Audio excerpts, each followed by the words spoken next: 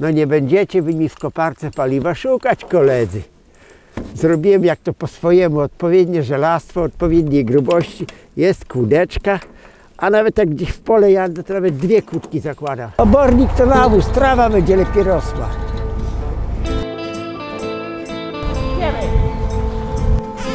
Ja. Hala. Romuald Rubinowicz. Idziemy.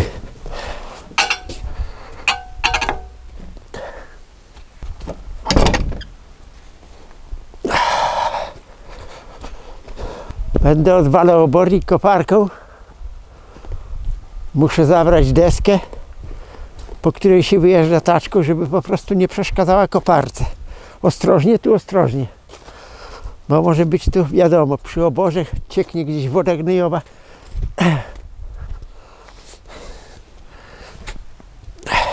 Co będzie z tym obornikiem? Obornik się przewala. Chodzi o to, żeby tu było miejsce wyjeżdżać taczką, prawda? Bo w tej chwili już zaraz trzeba by było jechać pod górkę, więc się przewala i będzie na jakiś czas spokój będzie.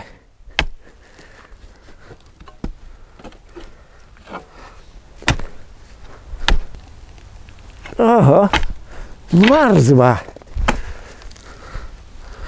żeby nie złamać wideł. Cię cholera.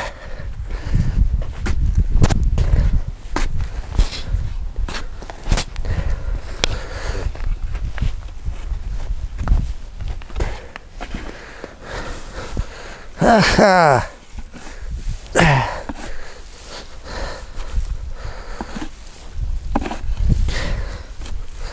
Daleko jest, dlatego nie mogę jej dostać.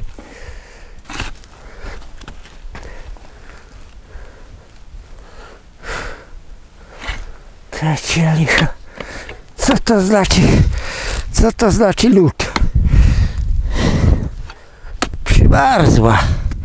Niby nie było dużego mrozu.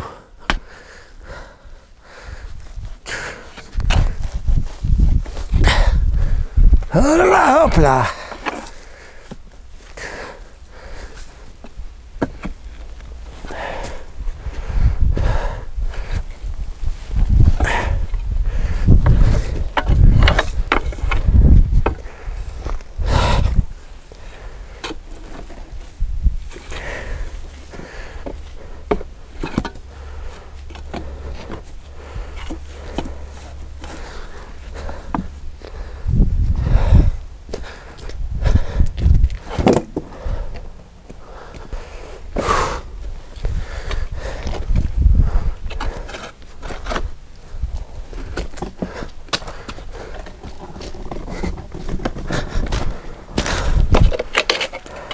Dobra, idziemy. Widełki zostają, bo niepotrzebne.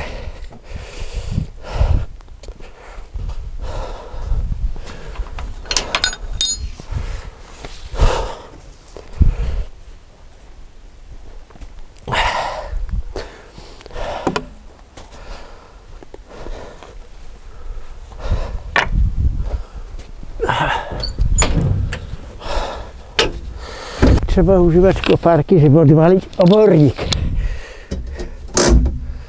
Tak. Dobra. A kupiłem ją w 2013 roku za Inowrocławiem. No bo potrzebna była tu po prostu do... Przede wszystkim chodziło, bo te łąki praktycznie tam już to były zatopione tam, gdzie właśnie ci strongmeni rąbali krzaki, to tam woda stała, po prostu tu było, to wszystko pływało. No rów był niekopany od 30 lat, nikt nie kopał, ani my, ani poprzednicy, no i tyle powiem, że jak wykopałem te rowy, no to trochę nawet nie bardzo to podobało się sąsiadom, no bo oni musieli też kopać, żebym miał odpływ, no ale z czasem może zrozumieli, że nie zrobiłem źle, no bo przecież no stało po prostu jezioro, po obrzeżach rosły łozy, no a dreny z pól też nie odbierały, jak po prostu system dren nie pracuje, jak gdzieś jest, można było wyloty dren oczyścić. No i zaczęło to trochę działać. A po prostu też jest potrzebna do załadunku obornika. Bo tu jest dość duży dół, także tu już cyklopem to było bardzo niezręcznie brać, bo cyklopem źle jest bardzo pracować, jak cyklop stoi w dole, a ciągnik stoi wyżej. Po prostu wtedy jest źle na wałek przekaźnika i no, leciało zabezpieczenie wałka przekaźnika. I w ogóle to niedobrze pracować, kiedy cyklop stoi w dole i kolumna jest pochylona na tamtą stronę. Najlepiej cyklopem się pracuje, jak stoi na równym, w miarę na równym. No a dla tej maszyny nie przeszkadza, bo ona ma, jak się wysunie gąsienicami do przodu, to można z około 7 metrów zagarnąć i ma dość duży udźwig. Także tu jest 0,6 metra sześciennego łyżka. No i ta maszyna jak najbardziej zdaje egzamin do załadunku obornika. Parę łyżek się wrzuci. To jest sprawa paru minut i rozrzutnik 4,5 tony, nawet 5 odjeżdża załadowany kopiato. No i nie mam problemu, mogę przejechać przez ten dół gnojowy, z której strony stanę, z tej biorę tam. Także ta maszyna mi się sprawdziła. To jest stara maszyna, bez żadnej elektroniki. I cóż jeszcze powiem, że jakieś drobne tam usterki czy awarie to sam naprawiam, nie potrzebuję żadnych, jak to się mówi, ludzi z komputerem. Maska się ciężko otwiera, bo jest tak jak jest. Ona ma wagę, ta maska. No niestety muszę łyżkę wyjąć, przeprosić muszę łyżkę, bo nie będę się mordował. O, tu jest przyrząd do otwierania maski. I to najlepiej zdaje egzamin. Kawał łyżki montażowej. I tym się na pewno otworzy.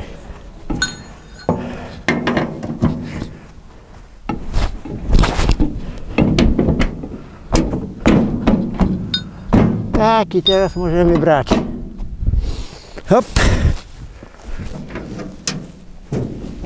Trzeba otworzyć, żeby włączyć przyspieszacz zapłonu.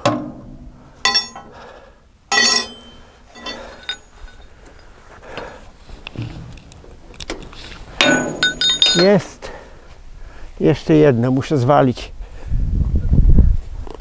Nakrywam bęben hamulca, dlatego że nie wiem, muszę gdzieś, nawet nie będę się doświadczał nigdzie, po prostu zrobię.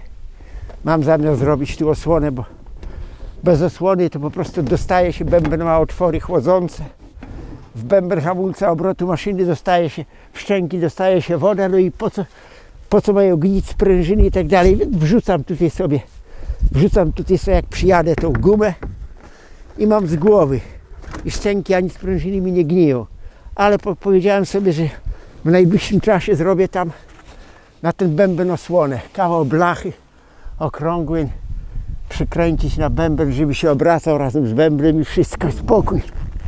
No i można zamknąć i jechać. Tu wszystko gra. Masę włączamy. Masę prądu. Hop.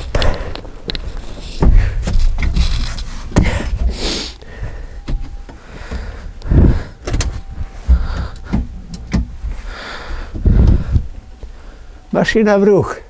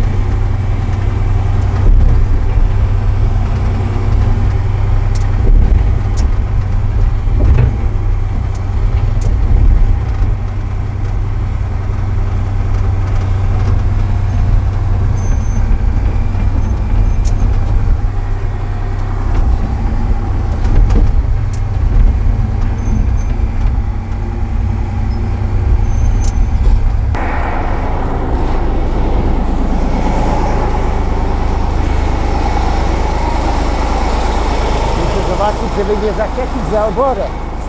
Dobra.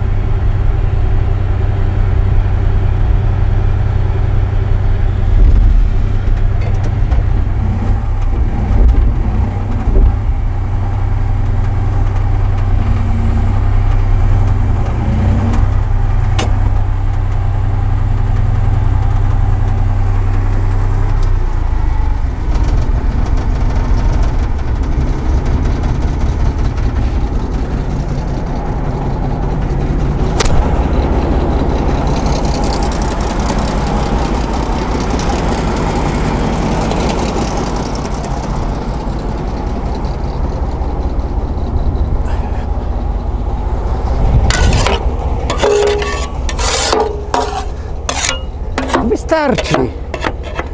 Przez jakiś czas można spokojnie taczką wjeżdżać.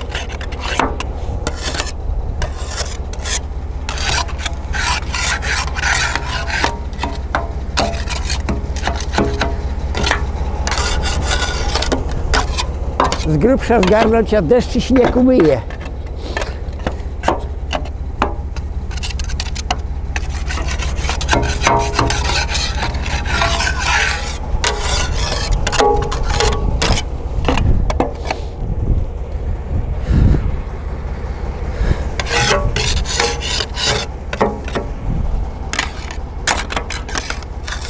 Dobra, teraz trzeba trochę podnieść i ze środka to wyrwać.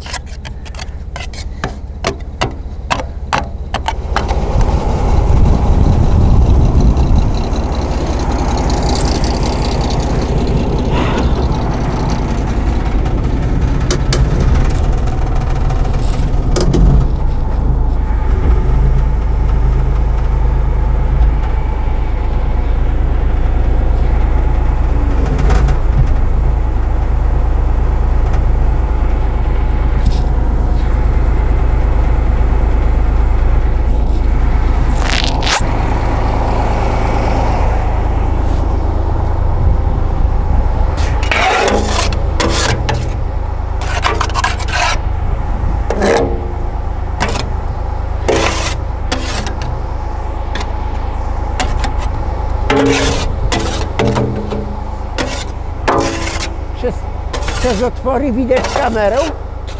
Tak, o, to dobra kamera.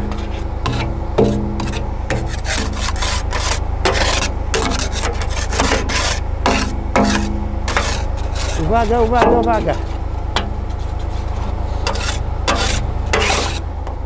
Dobra, gra muzyka.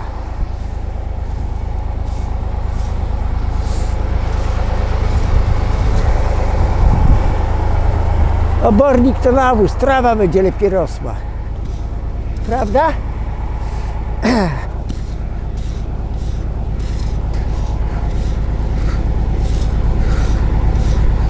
Dobra.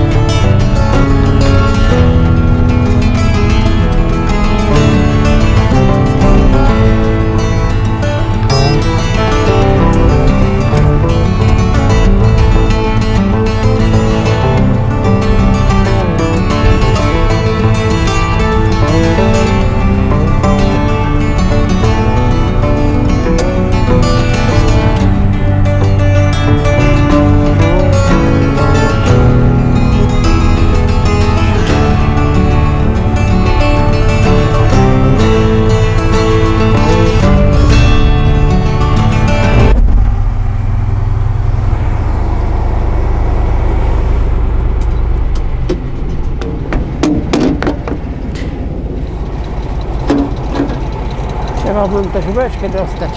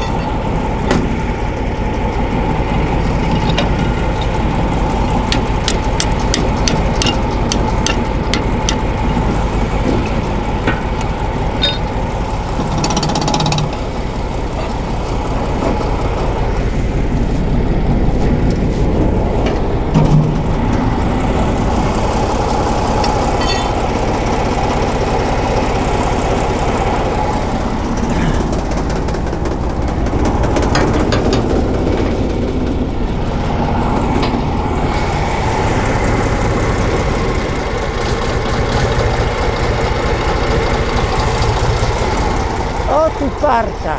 Czeka pan, muszę wyskoczyć do kabiny, wziąć ten, bo nie zgaszę i tak. Od razu przy okazji wziąć to, żeby jeszcze raz nie wchodzić. O jeden ząbek za duże ma obroty. Momencik.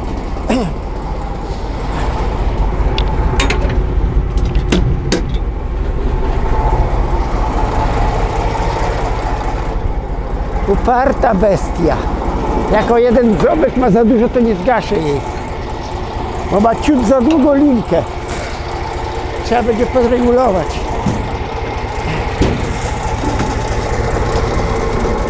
O. Stop maszyna. Stop maszyna. I teraz można nakryć. Tu jest właśnie błąd. Nie wiem, czy... Bo nie widziałem nowej maszyny. Ja kupiłem ją przecież... To ona w tej chwili to już ma 88 rocznik, to jest maszyna. To ma lat? 88. 35 lat ma, tak. Nie wiem, czy tu oryginalnie tu powinien być. Zrobię z blachy, ładny, okrągły. Tu jest do czego przykręcić, o są otworki. Można zrobić sporniczek, żeby nie zakładać tej gumy. To powinno być osłonięte. Tu dostaje się woda, jakby mnie nakrył, przecież tu są otwory, przez które maszyna się chłodzi, jak pracuje, prawda? Bo to jest silnik chłodzony powietrzem. To jest silnik IFY. I po prostu deszcz pada przez tą żaluzję, wpada tutaj. No i cóż, szczęki. No, bęben hamulcowy. Nakrymam go, dlatego że ja tą maszynę kupiłem oczywiście używane. Jak już mówiłem, 88 rok. No i nie wiem, po mojemu to powinna być tutaj osłona i zrobię ją.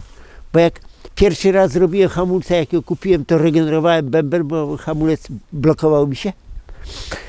I naklepałem nowe okładziny, a później za drugim razem to już jak zauważyłem, że mi sprężyny gniją i szlak to szybko trafia po prostu, no bo jak sprężyny zgniją, wiadomo, całe te szczęki, to już nie może tam woda się dostawać. No to kapnąłem się, cóż, kupiłem nowe okładziny, nowe sprężyny, nowe zabezpieczenia, no i od tamtej pory zakładam tutaj kawałek gumy po pracy, kawałek gumy od dętki ściągnika z tylnego koła i kawałek taką plastikową, kawał plastiku po prostu i mam cacy.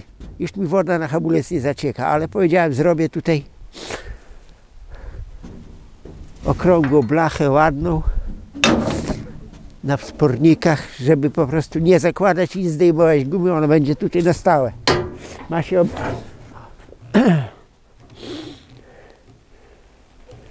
Dobra, Roki, chodź z gąsienicy, zamykamy maszynę. Teraz zamkniemy koparkę, żeby tu nie wracać. Kiedyś, powiem ciekawą rzecz internautom, kiedyś ładowałem obornik, ale tutaj na polu, dosłownie tam, gdzie jest ta gorczyca, poplon, był syn orał i w ziemi był ogromny kamień. No i podjechałem tam moment, żeby koparką ten kamień wykopać. Oczywiście było już po załadunku obornika i zjechałem sobie koparkę, zostawiłem za stodołą, ale nie było tutaj tej sztaby, tego żelastwa. Maski się nie zamykało na kłódkę. Rano ja wracam z wrzątka, syn mówi, co będziesz koparką robił, że maska jest otwarta? Ja mówię, jak otwarta? Mówię, otwarta jest maska.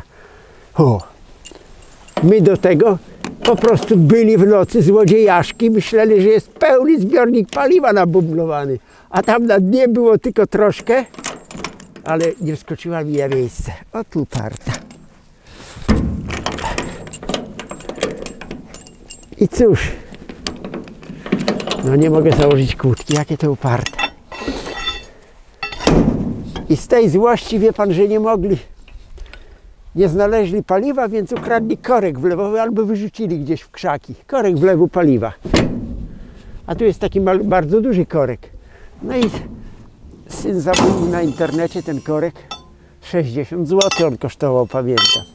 Ale od tamtej pory, no nie będziecie wy mi w koparce paliwa szukać, koledzy. Zrobiłem jak to po swojemu, odpowiednie żelastwo, odpowiedniej grubości. Jest kłódeczka. A nawet jak gdzieś w pole jadę, to nawet 2 kłódki zakładam. Co tam jest? Co tam jest? No i tak sprawa się rozegrała. O, jest zamknięte. Jak dalej jadę w pole, to nawet tu jest otwór zrobiony, można drugą kłódkę założyć. Tak, bo czasem zostawiałem je na łące. Jak kopałem rowy, to oczywiście nie zjeżdżało się, bo maszyna na gąsienicach powoli pełznie, więc koparkę zostawiało się w polu. No i cóż, zamykało się na 3-4 spusty i do chaty. Jest zamknięte. Szpadelek może tu zostać. To jest specjalny do czyszczenia gąsienic. No i jeszcze jedna kłódeczka na kabinę. I zabieramy klucz. Także u nas kiedyś było takie to modne, że po nocach w okolicy grasowali amatorzy paliwa i osuszali ludziom zbiorniki. Już nieraz słyszałem, że sąsiadom osuszyli zbiorniki tu, tam na kolonii w Knipach. Jednemu raz ponieśli jednej nocy. W niedzielę pojechał do kościoła na mszę.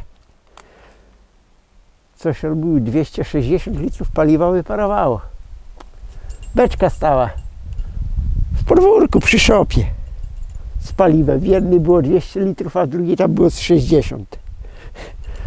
Wrócił z kościoła, ale tam nawet nie zauważył, a później na drugi dzień tam czy na trzeci do beczki. Beczka sucha, jedna, druga sucha całkiem. Także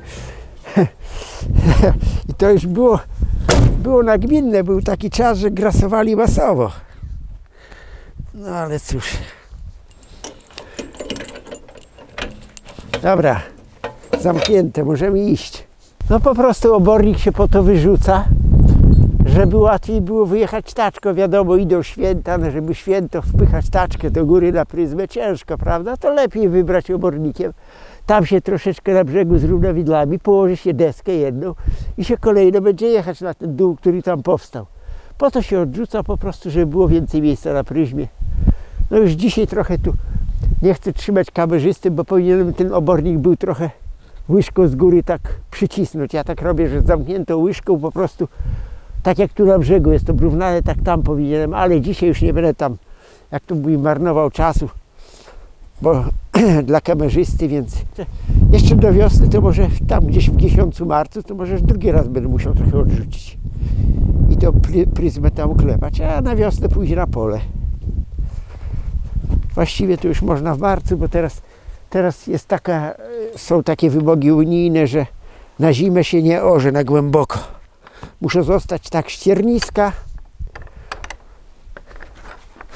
po kombajnie albo poplon posiany. No, on musi zmarznąć. Dopiero można go orać będzie w tym. Dopiero można go orać będzie w marcu.